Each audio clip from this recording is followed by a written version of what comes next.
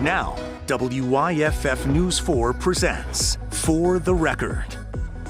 Welcome to For the Record. I'm Nigel Robertson. Today we are talking cryptocurrency. What is it? How do you invest in it? Or should you invest in it? We will speak with a financial advisor, but joining me first this morning is Robbie Fitzwater, a faculty member in Clemson's College of Business. Robbie, thanks for being here. Nigel, exciting to be here. So the viewer at home hears about crypto and words like Bitcoin and Ethereum and Solana. What does it all mean? So cryptocurrency essentially is like a decentralized form of like exchange of value in some simple ways.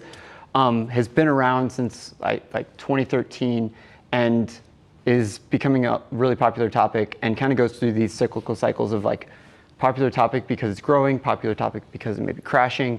But basically it's a way of people, again, creating it's basically digital value or digital storage of value. So people know what Venmo is, some people know what Apple Pay is, and being able to not transfer actual cash, but if you and I go out to lunch and I want to pick up the tab, I could pay for it or send you the cash via those apps. Is crypto similar to that?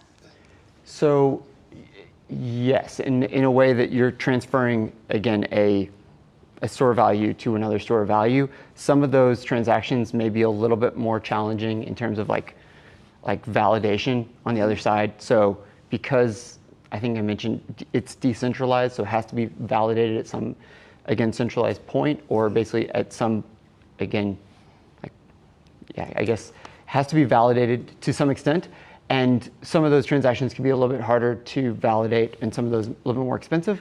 But yes, it's an easy transfer, and especially because it does make it really easy for people to exchange, again, good, like that value. Yeah. So the behavior is becoming more and more normalized by the apps and the systems we use, and it's making it more accessible for people to kind of like dip their toe into it, and a little bit less intimidating because it's, again, the behavior we already do is normalized this to a large extent. Right, so, and it's validated because of the blockchain. And the blockchain in and of itself is basically what?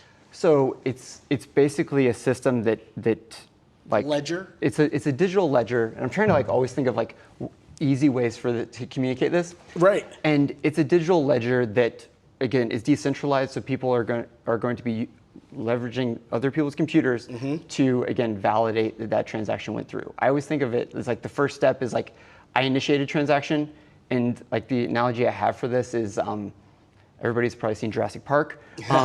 It's like when the amber goes on the fly. So when you initiate that transaction, that's kind of like the amber connecting with the fly. It hasn't hardened yet, but that transaction is going through. When that transaction is validated, that's the amber hardening around that fly. So it's basically two steps in that process, but it can take a little while for that actual validation to happen because, again, how many different transactions are going through the system, how hard the system is working, and then depending on the actual cryptocurrency or the different exchange, like what proof of, like what protocol they're working off of. Right. So years ago, if someone wanted to buy something, they had coins. And I'd give you some coins, and you would give me the horse or the plate, whatever I wanted to buy. So there was an exchange. Years later, banks got into the equation in a bigger way, and you were able to write a check. And that check in and of itself said, I am going to be worth whatever is written on it. Then over time, people stopped writing checks and started using pay-to-pay, like Venmo and stuff like that, but still through banks. Now we're at a stage where people are talking about crypto and exchanging currency, and there's no bank in between, correct? So that's what makes it so unique, and that's where, again, that validation stage is really different because, again, like if I'm Visa, I'm, again, processing a lot of transactions every minute. Like, again, the volume that the different system can process is really Right, impressive. a lot, yeah. But again, because you don't have a centralized point, this has to be kind of like, again, validated in a different way. And what that does is puts a little bit more stress on the system as a whole, because it has to go through, again, a few different layers to kind of make that work. But yes, like, again, different people are offering up their computers, their processing power, and in exchange, they're getting some type of token, some type of reward.